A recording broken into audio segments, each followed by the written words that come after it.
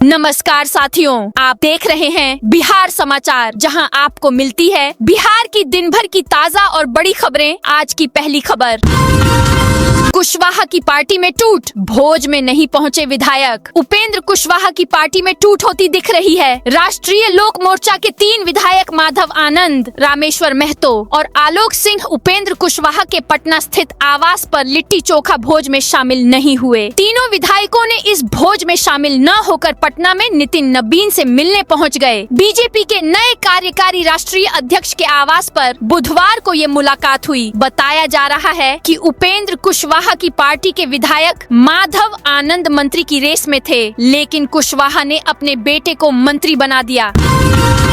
नए साल के लिए आज से कर सकते टिकट बुक। पटना जू में नए साल को लेकर आज से टिकट बुकिंग कर सकते हैं। 25 दिसंबर से ऑनलाइन टिकट बुकिंग के लिए पोर्टल खोल दिया जाएगा। हालांकि साल के पहले दिन के लिए टिकट की कीमत आम दिनों मुकाबले ज्यादा होगी। पटना जू में वयस्क को 50 रुपए की जगह 150 रुपए और 5 से 12 वर्ष तक के बच्चे को 20 रुपए की जगह 60 रुपए शुल्क लगेगा। यह बढ़े हुए दाम सिर्फ 1 जनवरी को ही लागू होंगे। पटना जू में नए साल पर सबसे अधिक भीड़ होती है, इसे लेकर एक्स्ट्रा काउंटर भी बनाए जाएंगे।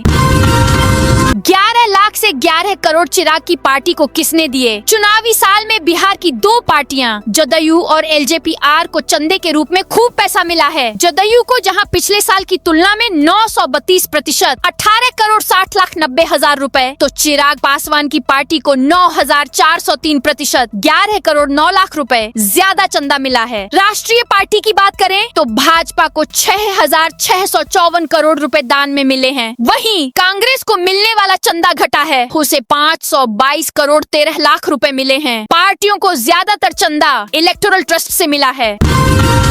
क्रिसमस के दिन नहीं कर सकेंगे पटना मेट्रो की सवारी। आज क्रिसमस के दिन यात्री पटना मेट्रो की सवारी नहीं कर सकते हैं। तकनीकी खराबी के कारण 76 दिन बाद मेट्रो ट्रेन सेवा को रोक दिया गया है। 2 महीने पहले सीएम ने इसका उद्घाटन किया था। Patna metro rail corporation limited ने एक सार्वजनिक सूचना जारी कर इसकी जानकारी दी है। दरअसल बुधवार को ही तकनीकी समस्याओं के कारण 76 दिनों बाद मेट्रो सेवा को रोका गया, जो आज दूसरे दिन भी ठीक नहीं हुआ है। मेट्रो के अनुसार इस तकनीकी खराबी को जल्द से जल्द ठीक कर सेवाएं बहाल करने की कोशिश की जा रही है।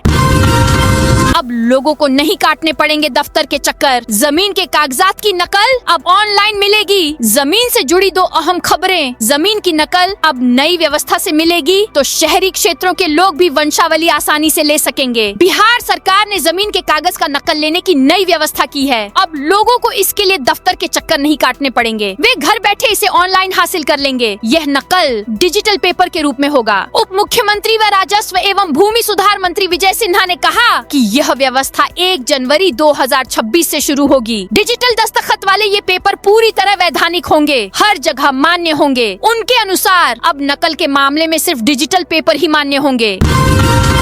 इलेक्ट्रिक कार धारकों के लिए खुशखबरी, नई परिवहन नीति में राहतों की झड़ी। इलेक्ट्रिक वाहनों को बढ़ावा देने को बिहार सरकार के परिवहन विभाग ने नई ईवी इलेक्ट्रिकल व्हीकल नीति बनाने का निर्णय लिया है। नई नीति में बिहार में चार्जिंग स्टेशन को बढ़ावा दिया जाएगा। इसके लिए सरकार की ओर से मौजूदा समय की तुलना में 1.5 गुना तक अधिक अनुदान दिया जाएगा। प्रस्तावित नीति को जल्द ही राज्य कैबिनेट के समक्ष ले जाने की तैयारी है।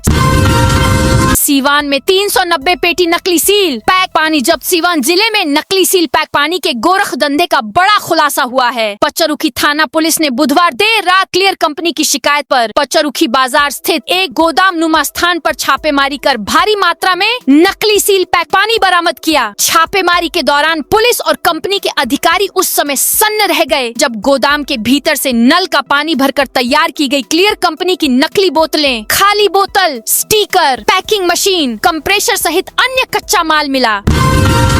गांधी मैदान में 5 जनवरी से आम लोगों के प्रवेश पर रोक। गणतंत्र दिवस समारोह की तैयारी को लेकर 5 जनवरी से गांधी मैदान में आम लोगों के प्रवेश पर रोक लग जाएगी। इस दौरान मॉर्निंग वॉक पर भी रोक रहेगी। यहाँ परेड का रिहर्सल 11 जनवरी से सुबह 7:30 से शुरू होगा। अंतिम रिहर्सल 24 जनवरी को सुबह 9 बजे होगा। राज्यपाल आरिफ मोहम्मद खान 26 जनवरी की सुबह 9 बजे झंडोत्तोलन करेंगे। प्रमंडलीय आयुक्त अनिमेश कुमार पराशर ने बुधवार को तैयारी को लेकर संबंधित विभागों के अधिकारियों के साथ बैठक की। बिहार कांग्रेस ने सदाकत आश्रम में बुलाई बैठक। आज बिहार कांग्रेस मुख्यालय सदाकत आश्रम में 2:30 से जिला पर्यवेक्षकों की बैठक बुलाई गई है। इस बैठक की अध्यक्षता बिहार प्रदेश कांग्रेस कमेटी के अध्यक्ष राजेश राम करेंगे। बैठक में संगठन सृजन अभियान के तहत चर्चा होगी। बिहार के हर जिले में पार्टी को मजबूत करने में कांग्रेस लगी हुई है। जिला अध्यक्ष को प्रखंड लेवल तक कमेटी बनाने का टास्क दिया गया था। आने वाले समय में होने वाले पंचायत चुनाव और वार्ड चुनाव को लेकर अभी से तैयारी करने को कहा गया था। श्रेयसी सिंह ने विजय सिन्हा को किया आउट। पटना के मोइनुल हक स्टेडियम में मैच आयोजित हुआ। इसमें बिहार के खेल मंत्री श्रेयसी सिंह ने डिप्टी सीएम को पहली ही गेंद में क्लीन बोल्ड कर दिया। दरअसल भारत रत्न अटल बिहारी वाजपेयी स्मृति महिला क्रिकेट चैंपियनशिप 2025 में deputy CM Vijay Kumar Sinha cricket खेलते नजर आए। खेल मंत्री श्रेयसी सिंह बॉलिंग कर रही थीं। श्रेयसी सिंह ने बॉल फेंका और पहली ही गेंद में विजय सिन्हा क्लीन बोल्ड हो गए। मंत्री श्रेयसी की बॉल पर बोल्ड हुए डिप्टी सीएम। बिहार चुनाव में हार के बाद नेता प्रतिपक्ष यूरोप टूर पर हैं। इसे लेकर सत्ता पक्ष हमलावर है। वहीं पूर्व प्रधानमंत्री अटल बिहारी की 100वीं जयंती पर नेताओं ने उन्हें श्रद्धांजलि दी। समस्तीपुर में भाजपा नेता की हत्या के बाद विपक्ष ने एक बार फिर लॉ एंड ऑर्डर को लेकर सरकार को घेरा है। राजद के निशाने पर गृह मंत्री सम्राट चौधरी हैं। वहीं पटना के मोइनुल हक स्टेडियम में डिप्टी सीएम विजय सिन्हा और मंत्री श्रेयसी सिंह ने क्रिकेट खेला। मुख्यमंत्री ने किया निर्माणाधीन भवन का निरीक्षण। मुख्यमंत्री नीतीश कुमार ने बुधवार को मीठापुर में बिहार स्वास्थ्य विज्ञान विश्वविद्यालय एवं बिहार अभियंत्रण विश्वविद्यालय के निर्माणाधीन भवन का निरीक्षण किया। इस दौरान उन्होंने कहा कि बिहार के छात्र छात्राओं को उच्च स्तर की तकनीकी शिक्षा देने के लिए बिहार स्वास्थ्य विज्ञान विश्वविद्यालय एवं बिहार अभियंत्रण विश्वविद्यालय की स्थापना की गई है। कहा कि दोनों विश्वविद्यालय के निर्माणाधीन सभी संरचनाओं का निर्माण कार्य बेहतर ढंग से और तेजी से पूर्ण करें। सीतामढ़ी में आग लगने से घर जलकर राख। सीतामढ़ी जिले के परिहार थाना क्षेत्र स्थित बराही गांव में बुधवार देर रात भीषण आग लग गई। इस घटना में गृह स्वामी राजकिशोर शाह का घर और उसमें रखा लाखों रुपए का सामान जलकर राख हो गया। आग की चपेट में आने से अनाज, कपड़े, घरेलू वस्तुएं और 2 थ्रेसर मशीनें पूरी तरह नष्ट हो गयी। बेगूसराय में 26 दिसंबर तक 8वीं तक के स्कूल बंद। बेगूसराय में ठंड का प्रकोप जारी है। लोगों का घर से निकलना मुश्किल हो गया है। कोल्ड डे के कारण जनजीवन पूरी तरह से अस्त व्यस्त हो गया है। कुहासा से विजिबिलिटी 0 रह गई है। ठंड के लगातार प्रकोप को देखते हुए 8वीं क्लास तक के सभी सरकारी और निजी स्कूल बंद कर दिए गए हैं। भागलपुर में क्रिसमस पर विशेष प्रार्थना सभा। भागलपुर में ईसाई धर्म के सबसे बड़े त्योहार क्रिसमस धूमधाम से मनाया जा रहा है। प्रभु यीशु मसीह के जन्मोत्सव के उपलक्ष्य में विशेष प्रार्थना सभा का आयोजन किया गया। कचहरी चौक, घंटाघर, साहेबगंज, नरगा कोठी समेत कैथोलिक चर्च में बड़ी संख्या में ईसाई समुदाय के लोग पहुँचे। रेवाड़ी में नकली सोने की गिन्नी बेचने पहुंचा युवक। रेवाड़ी जिले में ज्वेलर्स को नकली सोने की गिन्नी बेचने एक युवक पहुंच गया। दुकानदार ने साथी दुकानदारों की मौजूदगी में आरोपी को पुलिस के हवाले कर दिया। आरोपी युवक गुरुग्राम की एक कंपनी में काम करता है, जिसने एक युवक से गिन्नी खरीदने के लिए बैंक से 2.5 लाख का लोन लिया। धान खरीद में लापरवाही पर कलेक्ट्रेट पहुंचे किसान। कैमूर के कूड़ासन पंचायत अंतर्गत महसुआ गांव के किसान धान बेचने में आ रही परेशानियों को लेकर समाहरणालय भभुआ पहुंचे। उन्होंने सहकारिता विभाग और पैक्स की लापरवाही पर नाराजगी व्यक्त की और अपनी समस्या अधिकारियों के सामने रखी। किसान राम नारायण सिंह ने बताया कि उन्होंने धान बेचने के लिए कई बार पैक्स अध्यक्ष से संपर्क किया, लेकिन कोई सुनवाई नहीं हुई। उन्होंने कहा कि उनके एक बच्चे की मेडिकल फीस बकाया है और वे पिछले 15 दिनों से धान बिक्री के लिए चक्कर लगा रहे हैं। बाजार में भी उन्हें धान का उचित मूल्य नहीं मिल पा रहा है। मोइनुल हक स्टेडियम बनेगा international cricket complex. Moinul Haq stadium का पुनर्निर्माण जनवरी अंत से होगा। लखनऊ की company Sivans infrastructure development private limited इसी इंटरनेशनल क्रिकेट कॉम्प्लेक्स के तौर पर डेवलप करेगी। इस पर 4.98 करोड़ खर्च होंगे। 20 दिन के अंदर निर्माण कंपनी के साथ एग्रीमेंट साइन होगा, उसके बाद काम शुरू होगा। किराना दुकान की आड़ में शराब तस्करी का खुलासा। मोतिहारी पुलिस ने अवैध शराब कारोबार के खिलाफ कार्रवाई करते हुए किराना दुकान की आड़ में चल रही शराब तस्करी का खुलासा किया है। यह कार्रवाई सिकरहना डीएसपी उदय शंकर को मिली गुप्त सूचना पर की गई। सूचना मिली थी कि चिरैया थाना क्षेत्र के खड़तरी हड़बड़ी गांव स्थित विशाल जनरल स्टोर से अंग्रेजी शराब बेची जा रही है। शिवहर में एग्री स्टैक परियोजना का पंजीकरण कैंप। शिवहर जिले में गुड गवर्नेंस सप्ताह के तहत एग्री स्टैक परियोजना के अंतर्गत किसान पंजीकरण कैंप का आयोजन किया जा रहा है। इसका उद्देश्य कृषि क्षेत्र में नवाचार और वैज्ञानिक दृष्टिकोण को बढ़ावा देना है, जिसके लिए जय जवान, जय किसान, जय विज्ञान एवं जय अनुसंधान कृषक संगोष्ठी कार्यक्रम भी आयोजित किया जा रहा है। पुलिस ने इंडो नेपाल बॉर्डर से 2400 बोतल शराब किया जब्त। मधुबनी के बासोपट्टी थाना क्षेत्र के मजौरा गांव में गुरुवार सुबह पुलिस ने बड़ी कार्रवाई की। जयनगर के अनुमंडल पुलिस पदाधिकारी के नेतृत्व में हुई छापेमारी में 10 बाइक पर लदी 2400 बोतल नेपाली देसी शराब जब्त की गई। जब्त की गई नेपाली देसी शराब की कुल मात्रा 720 लीटर बताई जा रही है। सीजर के दौरान महिला के पेट में छूटा कॉटन बंडल। किशनगंज के ठाकुरगंज थाना क्षेत्र स्थित न्यू फोर्टिस अस्पताल निजी नर्सिंग होम में एक महिला के सीजर ऑपरेशन के दौरान चिकित्सकीय लापरवाही का मामला सामने आया है। आरोप है कि ऑपरेशन के दौरान महिला के पेट में कॉटन कपड़े का एक बंडल छूट गया, जिससे उन्हें महीनों तक संक्रमण, दर्द और रिसाव की समस्या का सामना करना पड़ा। इस मामले की गंभीरता को देखते हुए जिला मजिस्ट्रेट डीएम विशाल राज ने 3 सदस्यीय जांच टीम का गठन किया है। टीम की रिपोर्ट के आधार पर आगे की कार्रवाई की जाएगी। थावे मंदिर चोरी में थाईलैंड कनेक्शन। एजेंसियां अलर्ट। गोपालगंज के सुप्रसिद्ध सिद्धपीठ थावे भवानी मंदिर में हुई चोरी के मामले ने अब अंतर्राष्ट्रीय मोड़ ले लिया है। जांच एजेंसियों को इस घटना में थाईलैंड कनेक्शन के पुख्ता संकेत मिले हैं, जिसके बाद से जांच एजेंसियां और खुफिया विभाग पूरी तरह सतर्क हो गए हैं। परबत्ता प्रखंड मुख्यालय में सामुदायिक शौचालय बंद। स्वच्छ भारत मिशन के तहत करोड़ों रुपए खर्च कर बनाए गए सामुदायिक शौचालयों की जमीनी हकीकत परबत्ता प्रखंड मुख्यालय में सवालों के घेरे में है। प्रखंड परिसर में स्थित सामुदायिक शौचालय वर्षों से जर्जर हालत में बंद पड़ा है, जिससे आमजन खासकर महिलाओं को गंभीर असुविधाओं का सामना करना पड़ रहा है।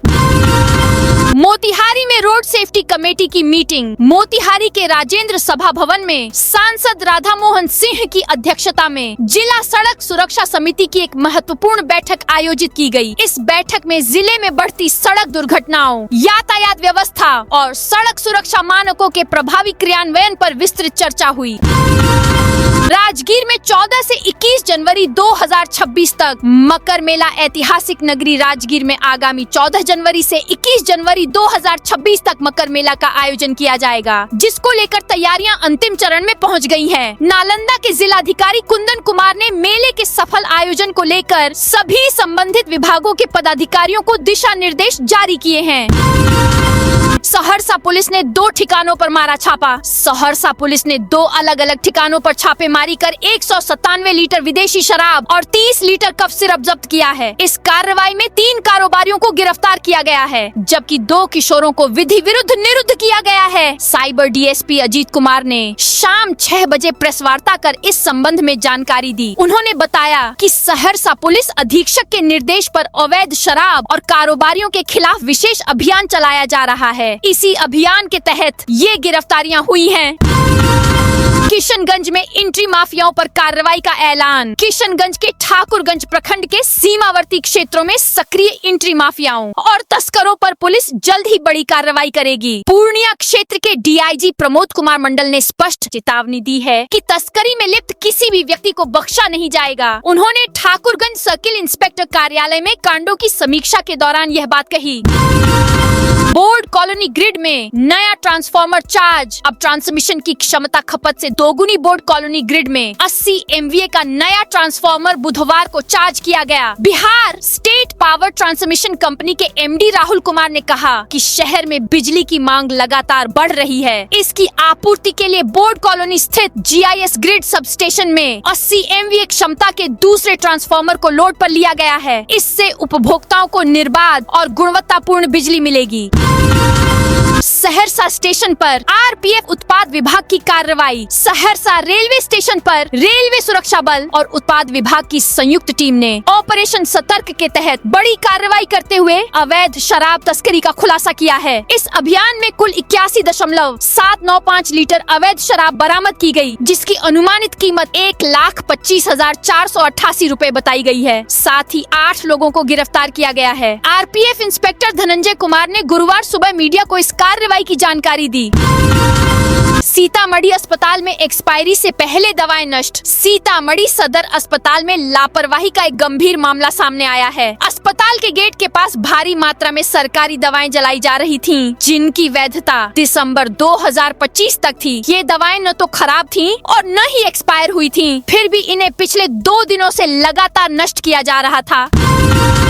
खगड़िया कृषि केंद्र में किसान सम्मान समारोह का आयोजन। खगड़िया जिले के कृषि केंद्र में गुरुवार को किसान सम्मान समारोह का आयोजन किया गया। इस अवसर पर नव जागृति संस्थान के बिहार सचिव जितेंद्र कुमार ने बताया कि कोसी सहजीवन कार्यक्रम के तहत चौथम और मानसी प्रखंड की कई पंचायतों के 2400 मक्का उत्पादक किसानों को इनपुट और तकनीकी सहायता प्रदान की जा रही है। गयाजी में मेडिकल शॉप से 1 लाख की चोरी। गयाजी जिले में महाबोधि आयुर्वेद मेडिकल हॉल को चोरों ने निशाना बनाया है। 30,000 कैश, जरूरी डॉक्यूमेंट समेत 1 लाख की चोरी हुई है। घटना बोधगया थाना क्षेत्र की है। संचालक देवकांत तिवारी ने बताया कि चोर करकट की छत तोड़कर अंदर घुसे। इसके बाद जाली और सीलिंग को क्षतिग्रस्त करते हुए पूरी दुकान खंगाल डाली। काउंटर में रखे कैश और आयुर्वेदिक दवाइयाँ ले भागे। दुकान खोलने के लिए जब स्टाफ राजू कुमार पहुँचा, तब अदर का नजारा देखकर उसके होश उड़ गए। तुरंत मुझे जानकारी दी गई। नए साल से पहले वांटेड अपराधियों पर दबिश। पूर्णिया पुलिस ने नए साल से पहले जिले के वांटेड अपराधियों पर दबिश देनी शुरू कर दी है। पुलिस ने टॉप 10 बदमाशों की लिस्ट में शामिल 2 बदमाशों को गिरफ्तार कर सलाखों के पीछे भेज दिया है। एसपी स्वीटी सहरावत के निर्देश पर पुलिस के इस एक्शन के बाद से जिले के वांटेड अपराधियों में खलबली मची है। टॉप 10 बदमाशों की लिस्ट में शुमार रोहित कुमार उर्फ बिल्ला को बनमनखी पुलिस, जबकि लक्की कुमार उर्फ लक्की पासवान को मधुबनी थाना की पुलिस ने टेक्निकल टीम की मदद से दबोचा है। कुरुक्षेत्र गुरुकुल के स्टूडेंट ने बनाया इंटरनेशनल बुक में रिकॉर्ड। हरियाणा के कुरुक्षेत्र जिला गुरुकुल के 10वीं क्लास के स्टूडेंट ने अपनी कमजोरी को हथियार बना लिया। हकलाने की समस्या के बावजूद स्टूडेंट ने बोलने में वर्ल्ड रिकॉर्ड बना दिया। उसका record international book of records में शामिल हो गया। 27 दिसंबर को शिवहर आएंगे मुख्यमंत्री नीतीश कुमार। शिवहर जिले में 27 दिसंबर को मुख्यमंत्री का संभावित आगमन है। गुरुवार को इसे लेकर प्रशासनिक, राजनीतिक और विभागीय स्तर पर तैयारियां तेज हो गई हैं। मुख्यमंत्री देकुली धाम, बस स्टैंड सहित करोड़ों रुपए की विभिन्न विकास योजनाओं का उद्घाटन करेंगे। जिला प्रशासन पूरी तरह अलर्ट मोड पर है।